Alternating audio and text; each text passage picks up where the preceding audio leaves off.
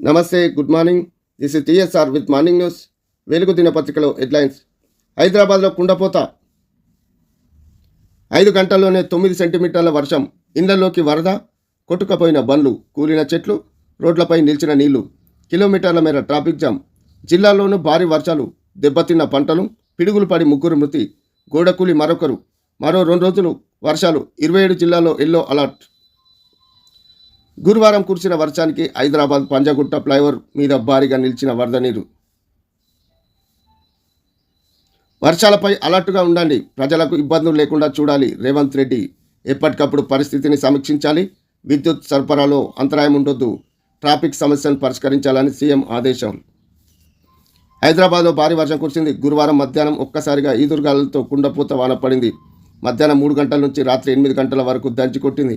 5 గంటల్లోనే 9 సెంటీమీటర్ల వర్షం నమోదైంది. దీంతో మెయిన్ రోడ్లు మొదలుకొని కాలనీలు కూడా జలమయమయ్యాయి. బండ్లు కొట్టుకపోయాయి.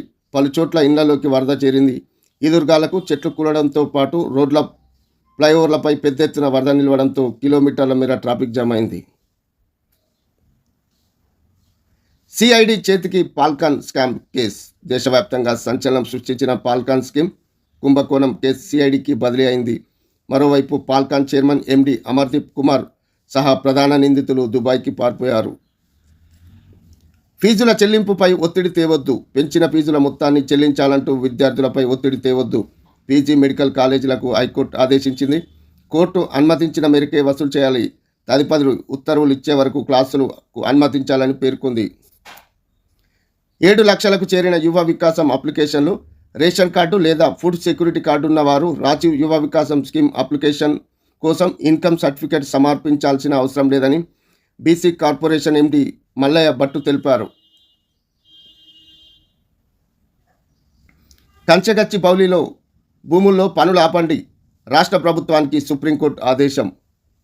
తదుపరి ఆర్డర్స్ ఇచ్చే వరకు ఎలాంటి కార్యకలాపాలు చేపట్టొద్దు. అటవీ ప్రాంతం కాకపోయినా చెట్లను నరికివేయడానికి పర్మిషన్ తీసుకున్నారా? 3 రోజుల్లో 100 ఎకరాల్లో చెట్లను కొట్టేయడం ఏమిటి? నెల రోజుల్లో ఎక్స్పర్ట్ కమిటీ వేసి 6 నెలల్లో రిపోర్ట్ ఇవ్వండి. లొకేషన్ సిఎస్ విజిట్ చేసి ఈ నెల 16 లోపు అఫిడవిట్ దాఖలు చేయాలి. నిర్లక్ష్యంగా ఉంటే సిఎస్ జైలుకు వెళ్లాల్సి ఉంటుందని హెచ్చరిక. హైదరాబాద్లో కంచెగచ్చిబౌలి భూముల్లో పనులు ఆపివేయాలని రాష్ట్ర ప్రభుత్వానికి సుప్రీంకోర్టు ఆదేశించింది. తదుపరి ఉత్తర్వులు వచ్చే వరకు అక్కడ ఎలాంటి కార్యక్రమాలు చేపట్టొద్దని స్పష్టం చేసింది. ఈ వ్యవహారంలో నెల రోజుల్లో నిపుణుల కమిటీ వేసి 6 నెలల్లో రిపోర్టు సమర్పించాలని పేర్కొంది. కంచెగచ్చిబౌలి ప్రాంతాన్ని ప్రభుత్వ ప్రధాన కార్యదర్శి పరిశీలించాలని, ఈ నెల 16 లోపు అఫిడవిట్ దాఖలు చేయాలని న్యాయస్థానం ఆదేశాలు జారీ చేసింది. తమ ఆదేశాలను పాటించకపోతే సిఎస్ వ్యక్తిగతంగా బాధ్యత వహించాల్సి ఉంటుందని తేల్చెప్పింది.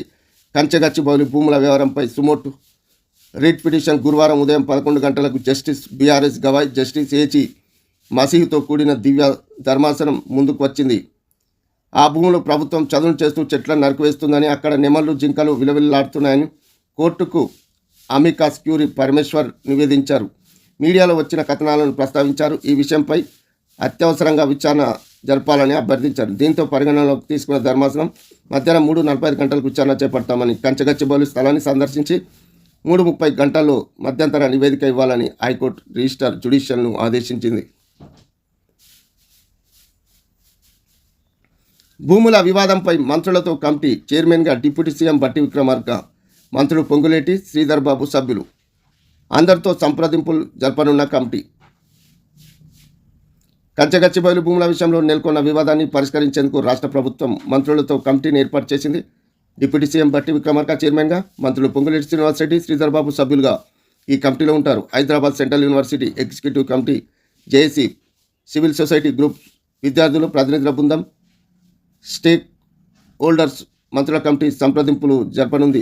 భూముల, పర్యావరణం తదితర అంశాలపై చర్చించనుంది. మంత్రులతో కమిటీ ఏర్పాటుపై గురువారం సీఎం రేవంత్ రెడ్డి ఎక్స్లో ట్వీట్ చేశారు. కాగా కంచెగచ్చిబౌలి భూములపై సుప్రీంకోర్టు ఆదేశాలను పాటిస్తాం అని కమిటీ పేర్కొంది. కోర్టు కోరిన సమాచారాన్ని గడువులో పంపిస్తామని తెలిపింది. విద్యార్థుల పట్ల కఠినంగా వ్యవహరించొద్దని ఇంటెలిజెన్స్ డీజీ సైబరాబాద్ కమిషనర్లకు ఆదేశించినట్లు చెప్పింది. పార్టీ ఫిరాయింపుల కేసులో తీర్పు వాయిదా. ముగిసిన వాదనలు, 8 వారాలకు తీర్పు రిజర్వ్ చేసిన సుప్రీంకోర్టు. ఈ అంశంపై మాట్లాడేటప్పుడు సీఎం సమన్వయం పాటించాలని సూచన. లేదంటే కోర్టు ధిక్కారణగా పరిగణించాల్సి ఉంటుందని బెంచ్. మన స్టూడెంట్లకు ట్రంప్ ట్రబుల్ వీసా రూల్స్ను కఠినం చేసిన అమెరికా ప్రెసిడెంట్. సగానికి సగం పడిపోయిన F1 visa approvals. F1 visa renewal గడువు 1 ఏడాదికే కుదింపు. గ్లోబల్ ప్రోగ్రామ్స్ ఎంచుకునే వాళ్ళు దేశం బయట ఉండేందుకు 5 నెలలే గడువు. ఇంటర్న్షిప్, స్టూడెంట్స్ ఎక్స్చేంజ్ ప్రోగ్రాములకు ఆటంకాలు. క్యాంపస్ పార్ట్ టైంల పైన విపరీతమైన ఆంక్షలు. గత 5 ఏళ్లలో పోలిస్తే రెట్టింపు పైన ఫీజుల భారం. జర్మనీ, ఇటలీ, ఫ్రాన్స్ లాంటి దేశాల వైపు విద్యార్థుల చూపు. అమెరికాలో చదువుకోవాలనుకునే మన దేశ విద్యార్థులకు, ప్రత్యేకించి తెలుగు స్టూడెంట్స్కు ఆ అధ్యక్షుడు డొనాల్డ్ ట్రంప్ తీసుకున్న నిర్ణయాలు కష్టాలు తెచ్చిపెడుతున్నాయి. వీసా రూల్స్ కఠినం చేయడం వలన చట్టాలకు ట్రంప్ పదును పెట్టడంతో అక్కడ చదువుకోవాలనే వారికి భారంగా మారుతున్నది. గతంలో ఎన్నడూ లేనంతగా విద్యార్థుల వీసాలు తిరస్కరణకు గురవుతున్నాయి. 60 దేశాలపై టారిఫ్ల మూత. ప్రపంచంలో ప్రతి దేశంపై కనీసం 10% సుంకం ట్రంప్. ఇండియా 52% టారిఫ్లు వేస్తుండగా అందులో సగం 27% ప్రకటన. చైనా, EU, వియత్నాం, తైవాన్, జపాన్లపై బాదుడు. ఏప్రిల్ 5, 10 నుంచే అమలు. ప్రపంచ దేశాలు ఆందోళన. ప్రపంచ ఆర్థిక వ్యవస్థకు పెద్ద దెబ్బ. EU ఎకానమీపై ప్రభావాన్ని పరిశీలిస్తున్నాం. ఇండియా మాధ్యం రావచ్చు. జర్మనీ మేం వ్యతిరేకిస్తున్నాం. ట్రంప్ ప్రకటన ఏకపక్షంగా ఉంది, వెనక్కి తీసుకోవాలి. చైనా. సీఎం అంటే రాజు కాదు, పెద్ద పాలేరు. ఆయన ప్రజల ఆస్తులకు ధర్మకర్త మాత్రమే. ప్రజలంతా తమ బానిసల కాళ్ళ కింద చెప్పుల అన్నట్టు ప్రభుత్వం వ్యవహరిస్తుంది. HCU భూములు ఎవరు కొనదు. మేం అధికారంలోకి వచ్చాక అవన్నీ స్వాధీనం చేసుకుంటాం. ఆ భూముల్లో ఏకో పార్కు అభివృద్ధి చేస్తామని వెల్లడి. రాజ్యసభలో వక్ఫ్ బిల్లు ప్రవేశపెట్టిన కేంద్ర మంత్రి కిరణ్ రిజిజు బిల్లును వ్యతిరేకిస్తూ నల్ల దుస్తులతో హాజరైన ప్రతిపక్ష ఎంపీలు. వక్ఫ్ ఆదాయాన్ని భూ మాఫియాతో దోచుకుంటుంది నడ్డా. వక్ఫ్ బిల్లును బుల్డోజ్ చేశారు సోనియా గాంధీ. నెక్స్ట్ చర్చలు, గడువులపై కేంద్రం కన్ను. ఉద్ధవ్ ఠాక్రే.